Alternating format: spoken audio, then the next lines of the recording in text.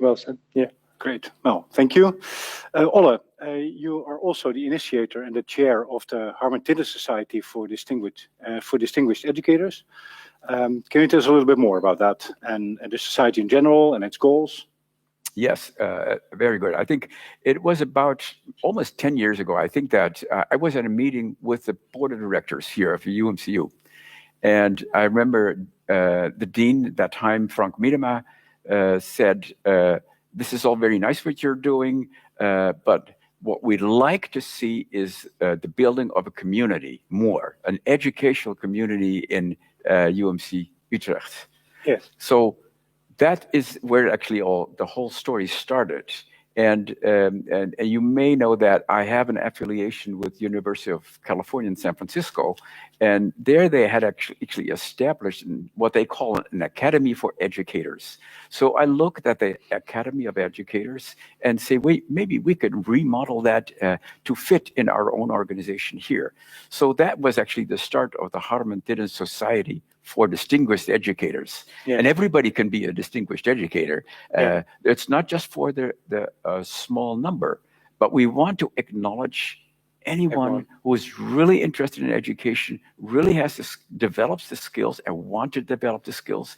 So as a society, we'd like to boost all those people in their education. And one of the things you do to boost the status is the Grand Lecture. And this year's Grand Lecture is given by Professor Lorelei Lingard. I don't know if I pronounced it good, but I did my best. Could you shortly introduce her? Sure. Yeah, sure. So Professor Lorelei Lingard is a remarkable expert in health professions education. She was not trained in medicine, not trained in education, but she was trained in English language and pursued a PhD in rhetoric. In Dutch, that would be retorica, which is the art of effective or persuasive speaking or writing, as Wikipedia says, one of the oldest academic disciplines. In 1999, she was appointed at the University of Toronto's Department of Theory and Policy Studies, and also at the Hospital of Sick Kids in Toronto, and at Toronto's Wilson Center for Health Professions Education and Research. In 2009, she founded the Center for Research and Innovation at the School of Medicine at Western University in London, Ontario, in Canada, where she now is a senior scientist. Her research interest has always focused on communication and discourse, in particular in healthcare teams. And she's extensively observed and studied communication in operation rooms. Also, she has turned her excellent writing skills into workshops, courses, guidelines for emerging scholars in health professions education, including a series in academic writing essays for Perspectives of Medical Education. As you know, that's our journal of the Netherlands Society of Medical Education. So Professor Lingard has received numerous research grants, awards, distinctions, including the Karolinska Prize, and recently was appointed as an honorary fellow at the Royal College of Physicians and Surgeons in Canada. We're pleased also to bestow her with the Harmen Tiddens Honorary Medal, and annually awarded by the Harmen Tiddens Society to a person who has made extraordinary contributions to healthcare education internationally. The medal was named after Harmen Tiddens. He was a pediatrician at Utrecht's Wilhelmina Children's Hospital, who became the first Dutch professor in medical education and established the first unit for development and research of medical education here in Utrecht in 1969. Next, he was asked to lead a task force to establish Maastricht University and introduced innovations such as problem-based learning, brought home from his trip to America. And he became the first dean of Maastricht Medical School and the first director of Maastricht University. And his name is now remembered through the medal and the Society for Educators at University Medical Center Utrecht. Well, thank you. Thanks for the introduction, Olle. I say let's go and watch her presentation. Thank you. Hello, everyone. My name is Lorelei Lingard, and I'm honored to have the opportunity to give you this lecture today and share some of my thoughts about the many faces of clinical supervision, including a call for new metaphors for talking and thinking about this important educational phenomenon. It wouldn't be going too far, I don't think, to say that clinical supervision is a linchpin of clinical training. The only way that apprenticeship models of medical education work is if clinical supervision is at the center of those models. Not surprisingly then, clinical supervision is a rich scholarly conversation in our literature. A couple of days ago, I did a Google Scholar search on clinical supervision, and it retrieved almost 3 million hits. If you narrow that to medicine in particular, you get almost 1 million hits. And if you narrow it to just the last 11 months, you get over 25,000. And that's because we expect clinical supervision to do a whole lot for us in medical education.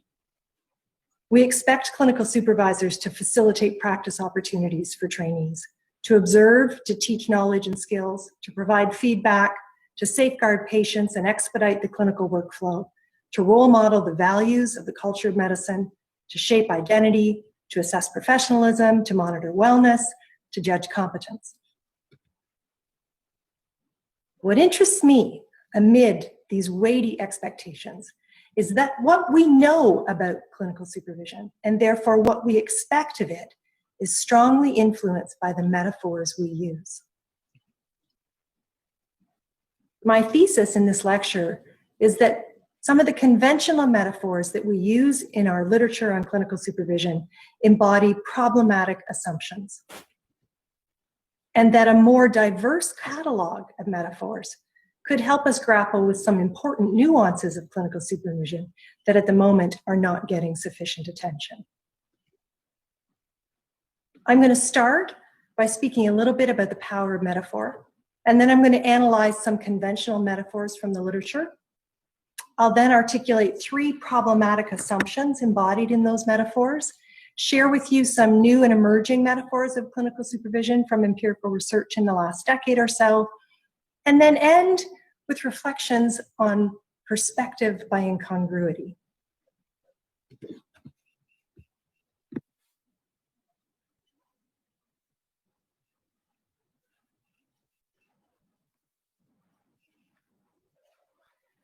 A metaphor is a figure of speech that describes an object or an action in a way that isn't literally true, but helps explain an idea or make a comparison.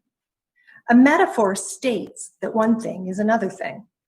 For example, we're all very familiar, perhaps very tired of, the metaphor, the second wave of COVID-19. As James Geary puts it, metaphorical thinking half discovers and half invents the likenesses it describes. This is because language is constructive. It shapes our attitudes and our actions. As human beings, we're utterly and hopelessly entangled with metaphor. It's not just a stylistic or a literary device. Metaphor structures everyday life in ways that we hardly notice because they're mostly unconscious. In fact, 3/4 of our language could be said to consist of worn-out metaphors. Metaphor is a way of thinking in new ways about everyday things. It offers a way to reimagine the world, to realize what Kenneth Burke espoused as the curative power of language. Following this idea, Bleakley has argued that medicine needs better metaphors. And by better, he means those that open up new possibilities by embracing uncertainty, confronting complexity, and affirming collectivism.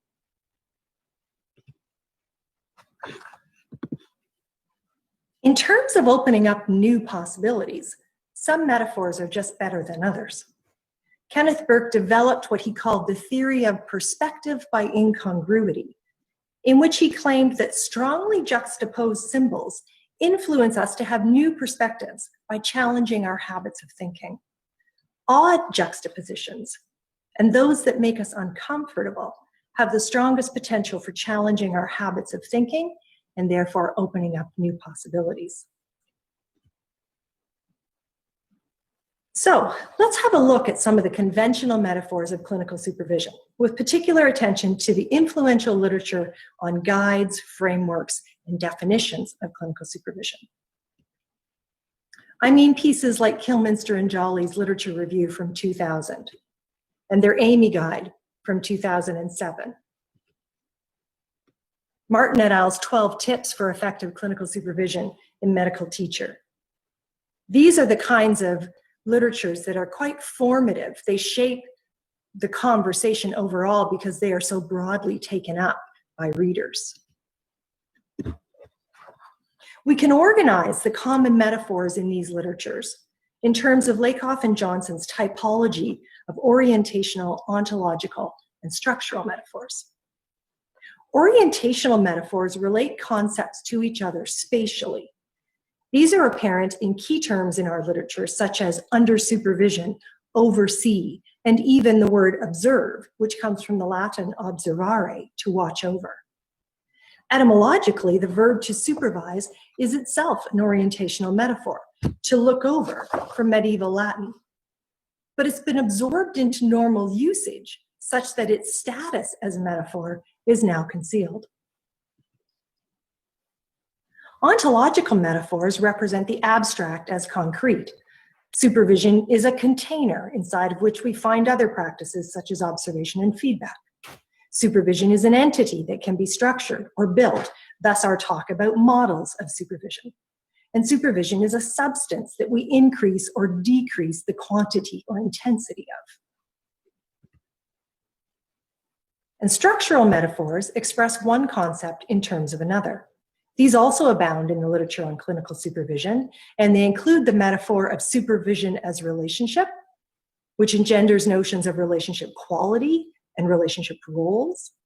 The metaphor of supervision as transaction, which manifests in concepts such as providing supervision and entering into supervision contracts. And the metaphor of supervision as machine, which prevails when we enumerate its various parts and elements and describe its outcomes and effects. The power of conventional metaphors is that they become common sense. We don't think of supervision as an orientational metaphor, for instance, and so we aren't consciously aware of the assumptions embedded in it. Unconscious assumptions can be dangerous things. Whenever possible, we should bring them to light, subject them to scrutiny. The next section of the talk draws our attention to 3 assumptions embedded in our conventional metaphors. The first is the binary assumption. Clinical supervision is a balance between 2 competing forces or values. Most often, this binary is represented as patient safety and trainee autonomy. And it helps us to acknowledge that these 2 values are in relationship and that their relationship is often one of tension. More supervision increases patient safety, but decreases learner autonomy. Less supervision decreases patient safety and increases learner autonomy. Second, I would draw your attention to the linearity assumption, which treats clinical supervision as a relationship in which power is hierarchically structured. For the most part, supervisors are considered to have control and to exert power over trainees. Supervisors provide supervision. Trainees receive it. And third, there is the neutrality assumption, which treats clinical supervision as primarily a cognitive, dispassionate practice, not an affective one. Aside from some attention to conflict and to issues of trust, the influence of emotion on supervision is largely ignored in our conventional metaphors. These 3 assumptions have consequences. Ontologically, they orient us to understand supervision as a matter of trade-offs, objective behaviors, hierarchical structures, and dispassionate interactions. Epistemologically, they predispose us to assemble instrumental knowledge about clinical supervision, such as tips and guidelines. And they orient us to ask how much rather than how. Rhetorically, our conventional metaphors limit what we can say, see, and understand about clinical supervision. In the remainder of this talk, I'd like to offer some new metaphors to expand our conventional conceptualizations of clinical supervision. These metaphors are inspired by naturalistic empirical research studies, most conducted in the past decade since Kilminster and Jolly's call for additional empirical work to sketch the complexities of clinical supervision in context. These metaphors are organized according to the assumptions that they trouble. The organization is not intended to be developmental. I don't intend to suggest a trajectory towards the perfect metaphor. There is no perfect metaphor. Rather, I hope to illustrate how different metaphors draw our attention to different aspects of clinical supervision, and to reflect on how they may help us to recognize and to trouble our assumptions about what clinical supervision is and what it should be. The binary assumption posits that clinical supervision is a balance between two competing forces or values, patient safety and trainee independence.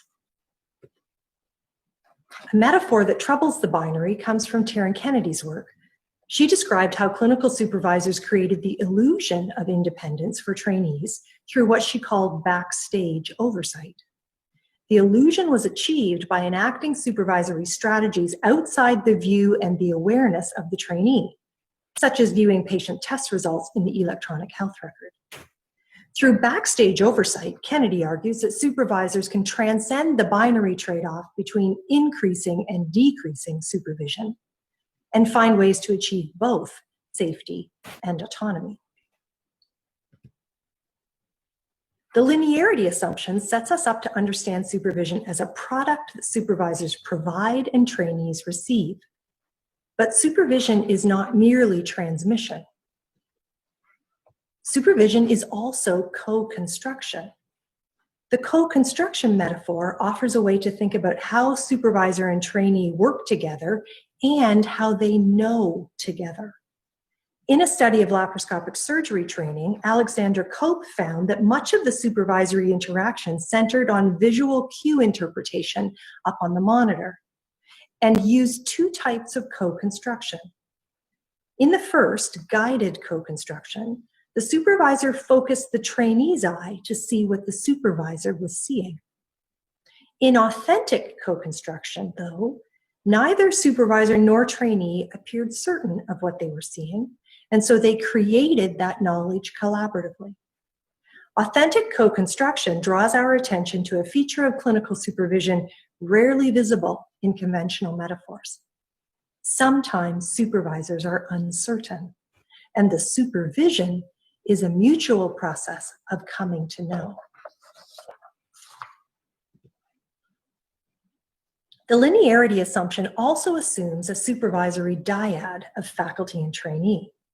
Focusing on that dyad, important though it is, deflects our attention from understanding supervision as a network. Supervision takes place in workplace settings where activity is collective, and trainees access that collective strategically. Junior trainees seek the guidance of more senior trainees before they take their questions to the faculty. Trainees also access the expertise of other healthcare professionals on the team. Tammuz and colleagues, for instance, found that residents in critical care relied on supervision from nurses and pharmacists when making decisions about medications. And work by Cadieux and Goldschmidt in internal medicine found that organizational structures, such as schedules, genre systems, and policies, were also part of the diffused network of supervision. Our conventional metaphors of clinical supervision are highly cognitive. They so strongly assume neutrality that you might even say they're devoid of emotion. This void is not specific to clinical supervision. McNaughton and LeBlanc have argued that emotions are largely ignored across the field of medical education. The void is also not specific to medical education. A theoretical review from behavioral psychology criticized the heartless accounts of clinical supervision in that domain. The absence of emotion in our conceptualizations of clinical supervision has profound rhetorical effects. In eliding emotion, we make it not just invisible, but unspeakable.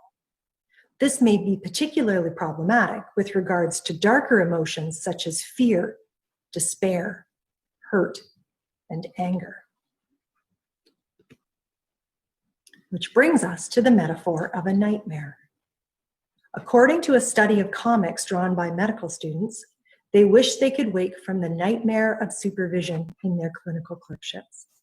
Almost half of trainee drawings used horror genre images to represent the emotionally harrowing aspects of supervision. Among the most powerful metaphors in trainees' drawings, clinical workplaces were dungeons and post-apocalyptic landscapes, supervisors were demons and monsters, and trainees were sleep-deprived zombies. Surveillance is another emerging metaphor that deserves our attention. Medical education is increasingly enamored with the prospects of big data, learning analytics, and dashboards. With this comes a shift to supervision by institutional surveillance. Current discussions of big data envision its integration with observation, feedback, and coaching for meaningful tracking of trainee performance. But we are only beginning to discuss the implications of surveillance. How will these data be interpreted? How will they be used? They may appear neutral, but they will embody invisible biases, which we'll need to recognize and critically debate. Now, perspective by incongruity tells us that unusual metaphors, and especially those that make us uncomfortable, have particular power to affect change in our thinking. So in the last few minutes of this talk, let's consider some potentially uncomfortable metaphors of clinical supervision. And let's ask, what do they allow us to talk about that has not yet received attention in our conversation? The binary assumption posits a balance of safety and learning. But what about when the balance is purposefully altered? The Gambit is a chess metaphor that means making an early sacrifice for the long game. This metaphor opens up a conversation about how apprenticeship models inevitably sacrifice safety for learning. Because, of course, the safest care is care delivered by an expert. But for learning, we need to let trainees practice with patience. Yes, they will struggle, and yes, they will make mistakes, but this will benefit the patients of tomorrow. In 2019, Klassen interviewed 19 clinical supervisors from a variety of specialties, and all of them reported that they allowed trainees to fail in clinical situations for educational benefit. Recognizing that mistakes hold enormous potential for learning, supervisors allowed trainees to make them if they judged the potential for patient harm as acceptably low. However, supervisors' thresholds for acceptably low risk to patients was variable, suggesting that we as a community need to better understand how such judgments are made and the various factors that influence them. The linearity assumption posits that clinical supervision is a relationship in which power is hierarchically structured. Supervisors are in control. But supervisors may not have as much control as we have conventionally thought or as much as they would like. I always know when my clinical colleagues are attending on the wards because they join our research meetings looking like they're weathering a storm. This metaphor troubles the linearity assumption by zooming us out from our usual focus on supervisor and trainee so that we can see them from a distance, sharing a tiny boat on a dark sea, buffeted from all sides by wind and wave, steering a course dictated at least as much by the elements as by any pre-planned destination. We can play with the storm metaphor to reimagine the problem of supervisor control. We might picture both trainee and supervisor in the same boat and realize that the supervisor does not control the elements and cannot protect the trainee from them. Or we might picture them in the same boat, but pulling the rudder in different directions. As illustration of that, Baranova and Goldschmidt found in 2018 that supervisors and trainees on inpatient teaching teams may disagree about fundamental aspects, such as the purpose of a hospital admission. And these disagreements can have them pulling in opposite directions with their definition of patient problems and their perceived solutions. Baranova and Goldschmidt found that more senior trainees may be particularly likely to resist their supervisor by doing their work without taking it to the supervisor for review, or just waiting for another supervisor to rotate onto the team so that they can negotiate their plans with them. The neutrality assumption foregrounds cognition and backgrounds emotion. But there have been recent calls to take off the mask of neutrality in medical education. In 2019, Malloy and Bierman called for us to embrace the idea of candor in educational practice. They coined the term intellectual candor to encourage educators to share their raw, unpolished thought processes in order to model vulnerability, to maintain credibility, and to promote psychologically safe learning environments. Picking up on this notion, Bynum and Artino have proposed emotional candor as a natural extension of it. They argue that emotional candor should allow vulnerable and credible navigation of emotionally complex situations in clinical training. A clinical supervisor expressing emotional candor would share out loud his or her feelings and emotional reactions with learners during emotionally charged situations. Bynum and Artino recognize that taking off the mask of neutrality may sound like a scary notion, but they assert, quote, for trainees, observing emotional candor from a trusted or revered supervisor may grant them permission to express themselves more authentically. And for educators who may be withholding their own emotions to maintain and model emotional detachment, clinical neutrality, and credibility, emotional candor may open the door to greater connection with trainees and a more authentic sense of self.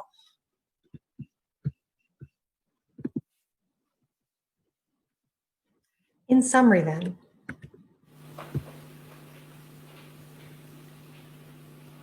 metaphor shapes what we know, what we expect, and what we do about clinical supervision.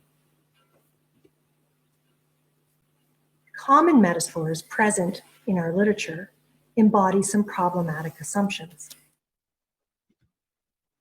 Thinking with new metaphors could help us grapple with important nuances of clinical supervision that have yet to garner our full attention. Perspective by incongruity, seeking out metaphors that spotlight uncomfortable perspectives, uncomfortable dimensions of clinical supervision can be enormously valuable. Do these emerging metaphors that I've described resonate with you? Do you experience perspective by incongruity when you encounter any of these metaphors? And does that experience make possible new conversations? I would leave you with these two questions. What other metaphors would be helpful? What other metaphors have you encountered? And what other conversations do we need to be having about this powerful, subtle, contextual thing we call clinical supervision?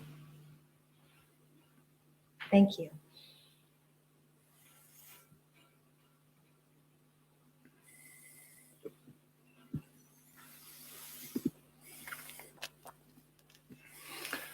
Okay, that was very interesting.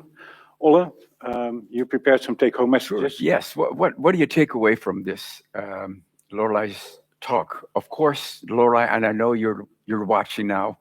So let me start with compliments. You are the champion of conveying messages to a public. I love the way you use visuals, linguistic aesthetics, and elegance. And as a supervisor, you are a supervisor for many scholars in health professions education.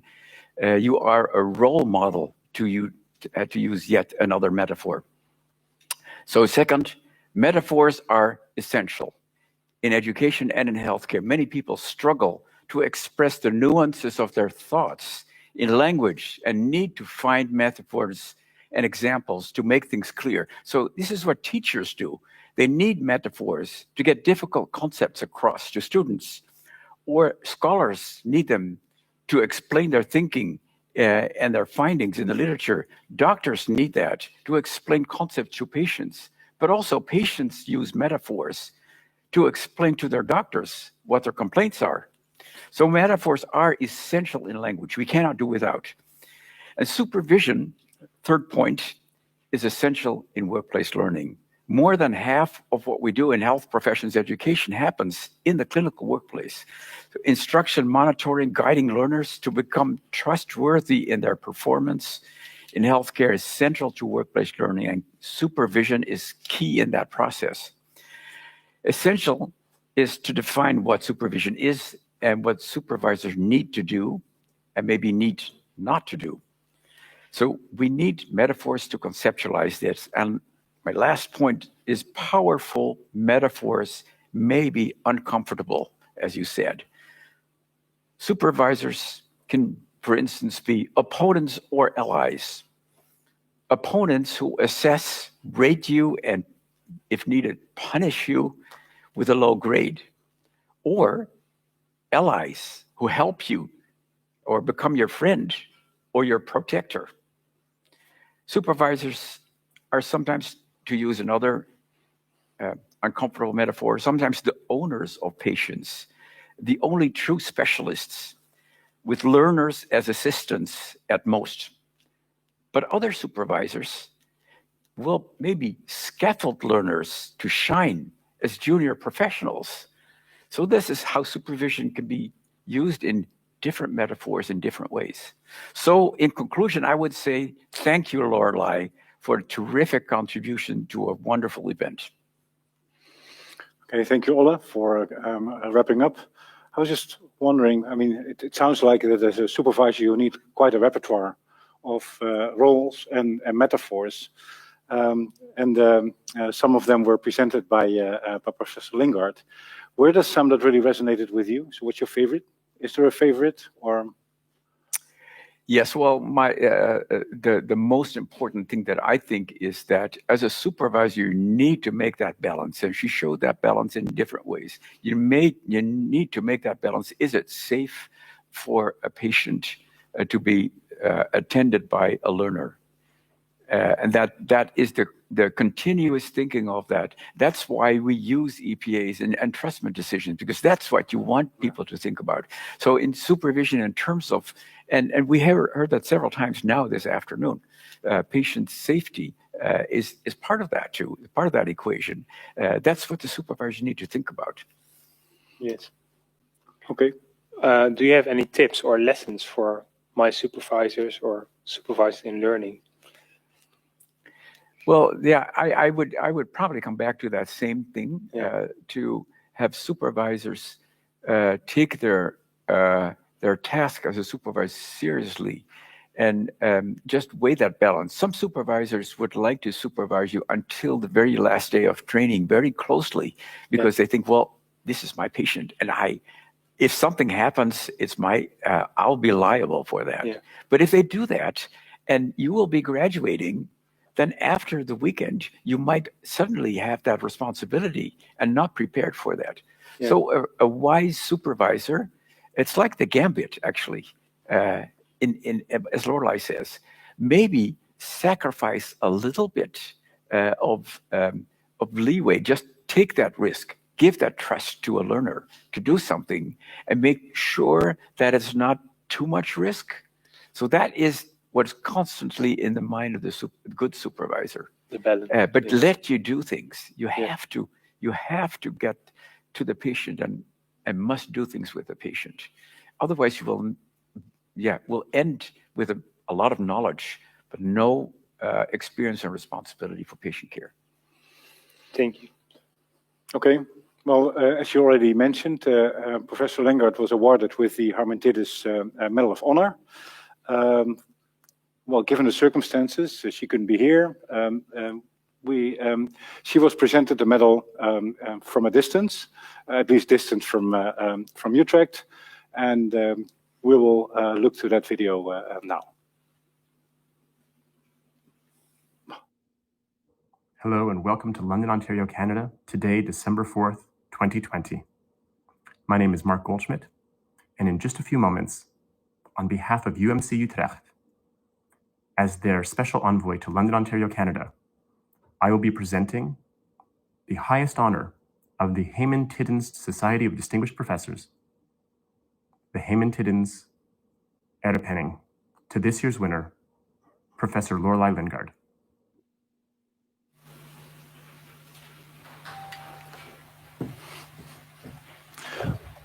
Hello. Maar het wordt helemaal begrepen. I am a special envoy for UMC Utrecht, and I deliver to you the Tiddens erkenning. Thank you so much. Wow, this has come a long, long way. I actually didn't expect to receive this physically, and it's a delight to do so. Thank you for the honor. Okay, well, thank you, Professor Lingard, for joining us from a distance, and congratulations with the Harmen Tiddens Medal of Honor. Thank you, Olle, for joining us. Thank you very much. Thank you very much, and we're moving over to the next item. Yes. En ons volgende onderwerp is de UMCU-strategie.